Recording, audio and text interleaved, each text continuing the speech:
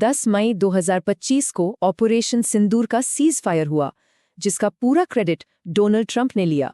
लेकिन ठीक एक साल बाद इस बदलते जियोपॉलिटिकल माहौल में सबसे बड़ा सवाल यही है, आखिर जीता कौन?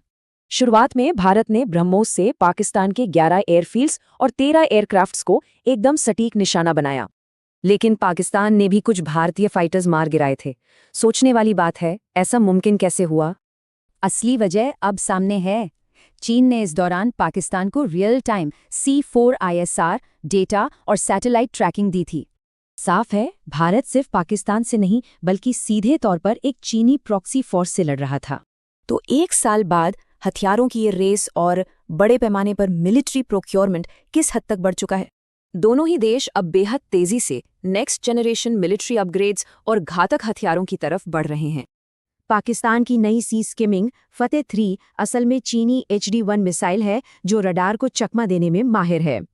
जवाब में भारत ने अग्नि MIRV टेस्ट की, जो डिफेंस सिस्टम्स भेद कर एक साथ कई वॉरहेड्स गिराने में सक्षम है। भारत को चौथा S-400 स्क्वाड्रन मिल रहा है। ये 400 किलोमीटर दूर एक साथ 36 टारगेट्स तबाह कर सकता है। जमीन और हवा के बाद अब स्पेस सर्विलांस के इस अहम मोर्चे पर असल में किसका कंट्रोल है? चीन द्वारा पाकिस्तान के लिए लॉन्च किए गए 5 स्पाई सैटेलाइट्स भारतीय सीमाओं पर 24 घंटे निगरानी रख रहे हैं। भारत अभी विदेशी इमेजरी पर निर्भर है। इस गैप को भरने के लिए 52 सैटेलाइट नेटवर्क का टारगेट 2029 है। चीन के 2000 सैटेलाइट्स के विशाल नेटवर्क के सामने भारत के नेविक सिस्टम में सिर्फ 3 एक्टिव सैटेलाइट बचे हैं। इस एक्सप्लेनर के सबसे दिलचस्प हिस्से को देखें।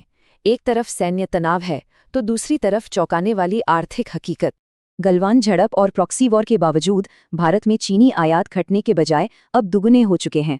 $112 बिलियन का भारी ट्रेड डेफिसिट दिखाता है कि भारत अपने प्रतिद्वंदी पर आर्थिक रूप से कितना निर्भर है। बयानबाजी से अलग वीजा में ढील और फिल्मों में चीन शब्द की सेंसरशिप जैसे कूटनीतिक विरोधाभास भी नजर आए।